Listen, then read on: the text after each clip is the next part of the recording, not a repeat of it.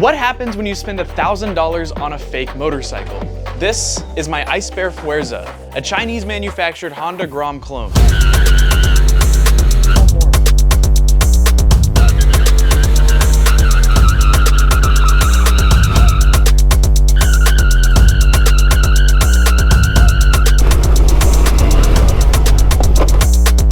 Just picked this beauty up for around $1,000 and it only has 700 miles on it. But before we test this thing out, let's take a look to see what it has to offer. As the styling suggests, this bike is made to look and feel just like the Honda Grom. At first glance, the biggest difference is that this bike is carbed while the Grom is actually fuel injected. But as you look a bit closer, you'll start to see some more noticeable differences. Everything on this bike just feels super cheap. The kill switch is made from a cheap plastic that feels hollow compared to the Groms, and this little exhaust cover is super flimsy. It actually just feels like a piece of paper. The clutch lever doesn't snap back like it does on its counterpart, and the worst yet is the throttle. It's super loose even though I adjusted it as tight as it can go, and the suspension is so soft that I can nearly bottom it out just by putting my weight on it. But with that being said, let's take it out on the street and then the dirt to see if we can still have some fun on this thing. Okay, so first startup on the Ice Bear, and then we got Dalton on the Grom for a little control variable just to see how it performs. This bike has 4 gears like the OG Groms, and this is one of the newer Groms, so it has 5 gears. So we'll see if that makes a difference or not. I guess the first thing I can talk about is that this bike has like a weird sort of GP shift. If you don't know what GP shift, it's basically a thing that MotoGP bikes have, where instead of clicking up on the shifter, you'll click down to upshift. And this bike has that, except it goes up, like all the way up is neutral. From top to bottom, it goes neutral 1, 2, 3, 4. I don't know why they chose to do that with this bike, but they sure did. It's so low to the ground too. It's like a stretch bike. The motor's a little choppy as well. It's definitely not as smooth as the Grom already. The vibration on this bike is so much worse than the Grom. And the Grom's already a pretty bouncy feeling bike. I don't know what it is, but it kind of tickles a little bit. I mean, it's about as fast as a Grom, I guess. It says I'm going 45. I don't think that's accurate. This is probably more like 40, maybe 35. This thing is kind of sick though. For $1,000, I don't know. There's a pretty sharp turn coming up, so let's see how the suspension feels on something like that. Oh, I just scraped the shifter on the ground. There's no clearance on this bike. It feels horrible in the corner. The suspension just like, the whole bike just kind of falls onto itself. It's so soft, and it's choppy too. Like sometimes the motor will cut out and then cut back in. At least that's what I initially thought, but in just a second we're about to find out what is actually happening. Did you see me scrape the kickstand on the turn? You're dusting me. I'm maxing out at 45, like 48 to 50 if I touch. Oh, really? Yeah, you're wrong right now. This thing, it vibrates so much, it feels so weird. My chain is so loose, it keeps slipping. Uh-oh. Back? It kind of looks like you might be all the way back though. Yeah. You got any tools on you?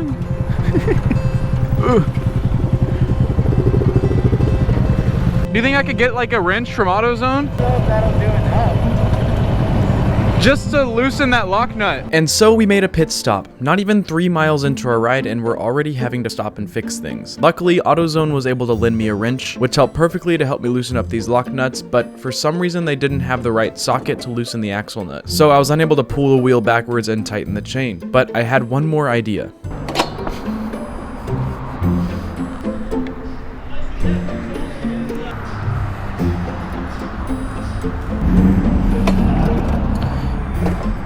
Excuse me, man. Yes, sir. Is there any chance I could borrow a socket for like 2 seconds? What size is it? I think it's a 15, I'm not positive. Yeah. Sweet. Okay, thank you, no worries.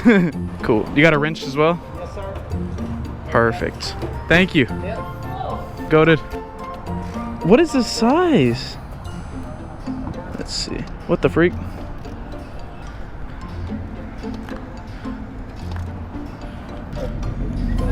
Think so?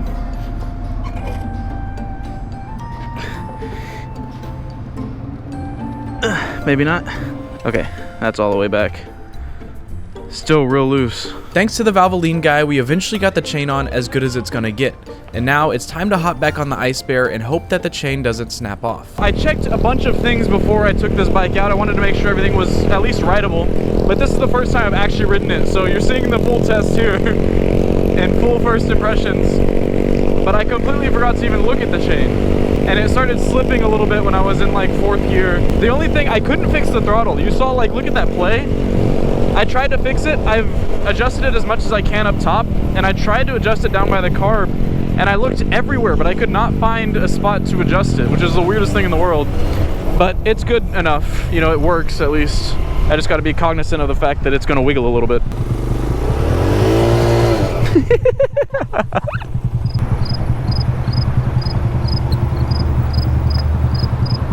We made it to the Fort Worth stockyards, and this brick that we're riding on is a real testament to the suspension. And spoiler alert, it's really bad. The front forks are like, they're crunchy, but they're squishy at the same time. So like, there's little pockets of resistance, and then there's a lot of not resistance. And then on the rear shock, it's like a trampoline back there. Though the suspension isn't great, it's definitely still usable on the street, but it's about to be a whole different story out on the dirt. Oh my. But just like the actual Grom, you do still have the little feet pegs. Kick your feet up and enjoy a nice relaxing trip on your Ice Bear Fuerza. Okay, so we're gonna go through here just because we're one street over. Hopefully the police don't mind too much. We're just trying to get to this street here. That's it. That's all we're doing.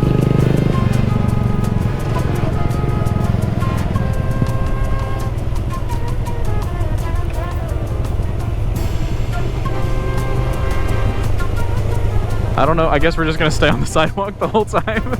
You wanna get back on the road? All right, I guess. We're going over to this little slaughterhouse thing on the fake Grom. Yeah, look, this is no different than an actual bicycle. I see no problem with it. I'm gonna go up on this hill. I made it up the hill pretty seamlessly on the Fuerza, but Dalton's still pretty new to riding, so he was a little bit nervous to follow up behind me. What are you waiting for? Come on up. Just twist the throttle. He's scared to come up the hill. This one's not that bad, man. I got it. Yep. No worries, man.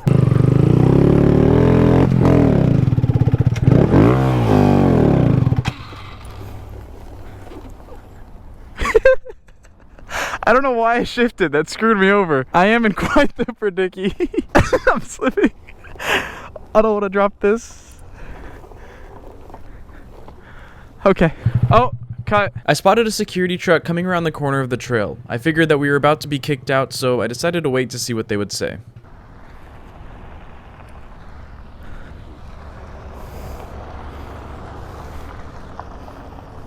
Alright. Surprisingly, he didn't even really seem to care at all, so I figured I might as well try this hill climb one more time.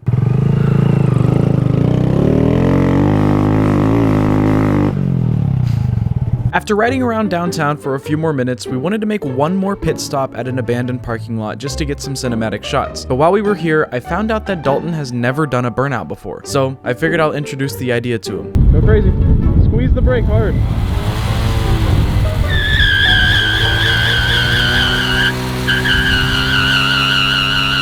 What's up, man? Wait, one last thing, I forgot to show you guys a top speed test. So this is full throttle, top gear, which is 4th gear. And I'm going about 55. I think 56 is the highest I've seen it go. There it goes, 56. Not bad, actually. That's pretty close to what the older model Groms will get to. The newer ones, since they have the 5th gear, they go up a little bit higher, but not much. It is now the very next day, and today we're gonna be off-roading the Ice Bear Fuerza. And if you look around me, you'll see nothing but farmland, so there's plenty of area to rip around. I guess that's all I gotta say. Let's hop on this bike and get to it. We're gonna start with something pretty simple like this. It's literally just a dirt road right next to the highway. But as you know, we still have street tires on because we're balling on a budget. Okay, so we're gonna have to make do for this video. I've already spent the budget on the bike. As you might expect, the suspension is really bad. It's almost like having no suspension. If you've ridden one of those like mini bikes, this feels kind of like that, which is a little bit embarrassing because this has suspension. Like I feel it in my back. My back is the suspension. I have a spinal cord suspension right now. Oh, there's workers here. Dang, buzzkill. Okay, we're gonna have to relocate and find a new spot. I just stumbled upon this little gravel road here, so I'm gonna go see where it goes. I don't know if this is connected to that area I was trying to get to earlier. If so, this is a lot easier way to get there. Look, there's just a bunch of farmland. A bunch of farmland. Unfortunately, this spot was a bust. The farmers have since planted crops, so I couldn't ride through the fields like I had initially planned, but luckily I always come with a backup plan. If you saw one of my recent videos that I did with the Honda Grom, I hit a jump on it, and then immediately after I regretted hitting that jump. Oh! So I want to see how it compares to how the Grom did. If I had to guess, I'm gonna bottom right out. Let's scout it out first real quick so you guys can see what it looks like. And then, ow, very overgrown. Oh my goodness. Oh gosh, hit the kickstand. Oh my, oh. Oh. Bro, that one was bad. Look at that. That's where I just nailed it. And it slammed my shin into the side of the fairing here. Anyways, it's right down here after this bank. Not the big one, don't get excited. But I'll hit this little one right here. Boom. I just bottomed out going over it. Yeah, maybe next video we'll try this one out. But for now, absolutely not. All right, so first thing we gotta do is get a little bit of a build up. Then we can whip a U-turn here.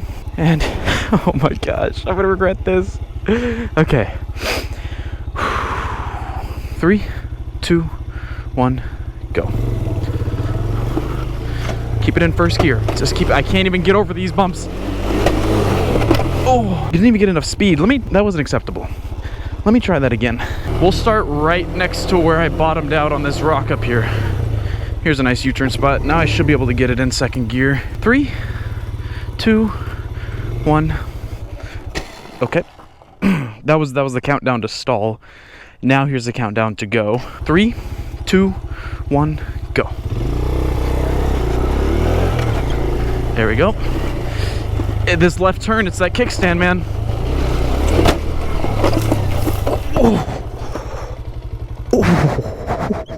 I'm not even gonna put the, I don't even need to put the kickstand down. Dude, look, it literally sits on the dirt. My toe just kicked the shifter. Look at the trail. Okay, I can't even lie. Definitely not my best jump. And the suspension doesn't pop like it normally would on a motorcycle. It's saggy. It doesn't want to move. You have to like make it move. So whenever you pop it, there's not any spring force to pop you off the hill. So you're literally just riding off the thing. I think that's good for now. I have another idea tomorrow. Okay, let's pack it up and go home. We're continuing this tomorrow. I'm not done with you yet. And just when I thought things couldn't get any worse, I started packing up my bag, and as soon as I finished, I was about to head back home, and then this happened. Okay, so I just found another problem. If you look at the bike, I'm in third gear right now. Normally not a problem, right? But I can't shift up. The lever just bent when I bottomed out here. You can see this scrape mark. Are we serious right now? We're just really testing me right now, huh? Come here. I guess it's my fault for what? Oh, shoot. Oh, it's leaking out of the fuel tank. Okay, that's fine. Good seal on there. Come on, Ice Bear. You were doing so good yesterday. You can see where I scraped the shifter right here down to the rock. Hopefully I can bend this back with my hands. If not, I don't know how I'm going to get this home. We might have to pick it up tomorrow. I just need it over enough. There we go. It pays to have cheap metal. Let me see if I can move that now. Yep. Okay, at least it moves. It's in an awful position, but at least we can shift now. Look at that. All right, let's get out of here. This wasn't meant to be. And now we're finally on our way home, but real quick, I want to stop by the garage to fix a couple things on this bike before we get ready for the ride tomorrow, because I have something pretty special planned. Okay, so we're back in the garage now. I have the bike next to me, and there's two things that I want to fix before we take it back out today. The first of which is the kickstand. As you saw, I continue to scrape the kickstand everywhere that I go. So I want to see if I can either disassemble it or bend it out of the way or do something so that it's not just scraping on everything. And the second thing is the shifter. As you saw in the last clip, yeah. It's a little rough. I just kind of ripped it to the side. I'm gonna see if I can put it in a more natural shifting position. So let's see what we can do. Okay, so for the shifter, I'll normally just take the biggest wrench that I can find and then hope it fits on here, and it does for this one. And then you can kind of pry it however you want it. So we're just gonna kind of bend it around and see if I can hopefully get it in a somewhat decent position. This has to be top 10 dumbest mistakes that I've ever made. I got this wrench stuck on the shifter. It went on so easily, but I really can't get it off. And trust me, I tried and tried and tried and tried again, but nothing was working. Okay, I literally cannot wiggle this thing off, so I think we're gonna do it the proper way and just remove the shifter entirely, and we should be able to get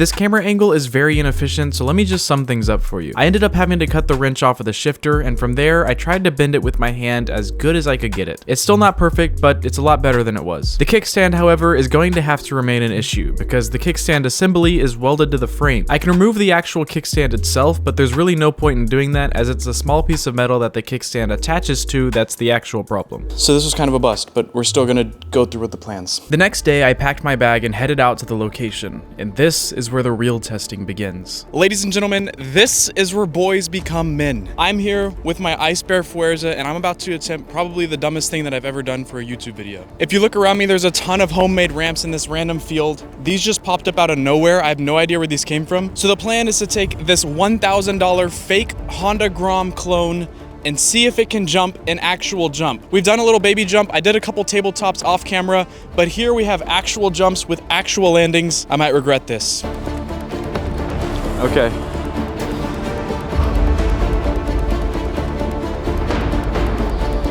Well, as a wise man once said, ain't nothing to it but to do it. Let's hop on this bike and get at it. All right, I've got the Ice Bear lined up in the position that I'm going to start in for this first jump, but before we hop on here, I'm gonna show you guys the first jump that we're gonna be hitting. It should go without saying, do not try any of this at home, please. I know this is a dumb idea. These bikes are not made to jump. That is not what these are made for. But with that little disclaimer out of the way, this is the first jump we're gonna hit. It is a little runoff from this kicker here, so we're not gonna hit the kicker, but there is a little smaller path here that goes up. It's not the steepest in the world, probably about a 6-7 foot gap maybe. Then you've got a landing, relatively smooth, and you've got plenty of room afterwards. Goes into a bank and then connects to another jump, but we're not gonna worry about that yet. I did a couple of slow runs to get a feel for the jump and landing, and then I decided it would probably be better if I warmed up on something a little bit smaller first. I think I'm gonna do 3 little practice jumps just to make sure, kind of build my way up to it. I don't want to go straight into a big jump that I've never attempted before, so we'll do a couple that I have that aren't very large, but just to get the feeling for how the suspension might feel whenever I land on the other side of the hill. So we'll do this tiny little one. It's just a little tabletop, nothing crazy, and I mean little. I'm gonna bottom out here for sure. Yep, let me move over to this other one real quick. This one's kind of fun actually. It's more of a hill climb, like a miniature hill climb. It's really steep, but it's small. Over to this slightly larger tabletop, which might be overgrown now, but all right, let's go.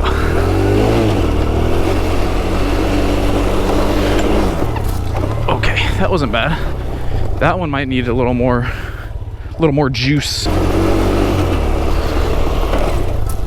Ooh, that was pretty clean actually. Okay, I'm gonna make a call here. I'm gonna switch things up. This one has a little bit of a steeper takeoff, which is fine because it has a smaller clearance. It's probably about a 4 foot gap, and then the landing is a lot longer, so I can kind of ease into it and allow the suspension to soak it up.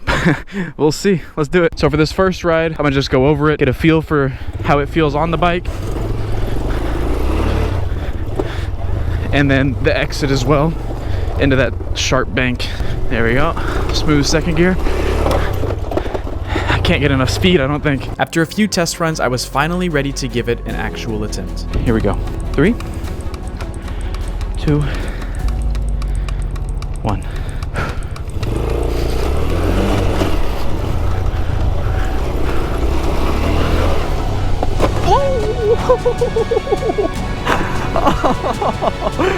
Yo, we kind of got that. After hitting the jump, I was looking around to see what else I could manage, and then I stumbled upon something pretty interesting. I thought this was just a field of scrap, but it turns out it's actually a little mini track. So maybe this is a little more my pace. How am I in 3rd gear? There's 2nd. We'll just start in 2nd. Screw it. Oh, God.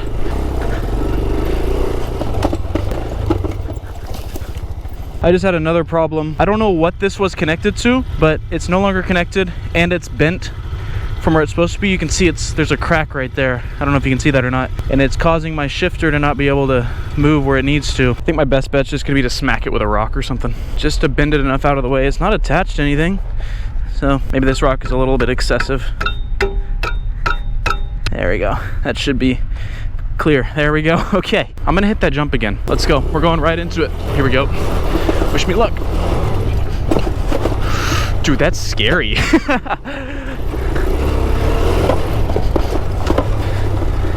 And then this one. Ooh! I was like a cubic centimeter off the ground, but I was off the ground. My Ice Bear is now stuck in second gear. There's a bunch of issues going on with the shifter, but what are my final thoughts on this bike? Is it a good bike? No, it is a horrible motorcycle. The suspension feels really bad, the engine is super choppy, the chain slips everywhere, and it only has 600 miles on it. With a normal bike, that shouldn't happen, but for the price point, it's $1,000. That's the fun part about this bike. Everything's cheaply made on here. Surprisingly, nothing like broke or snapped off, besides that random piece on the bottom of the bike for whatever reason. But other than that, I really did enjoy riding this bike. This was a fun video to film. Do I recommend you buy this bike? For 90% of people, absolutely not. Stay away from it, just go buy a Grom. There's really no reason to buy it except if you're like me and you just like to do these things. But other than that, I wouldn't recommend it. Now with that being said, this is gonna be the end of the video. Thank you all so much for watching. I really do appreciate it. And if you're new here, be sure to hit the subscribe button down below. I post new videos every 10 days. So I will see you guys in the next one.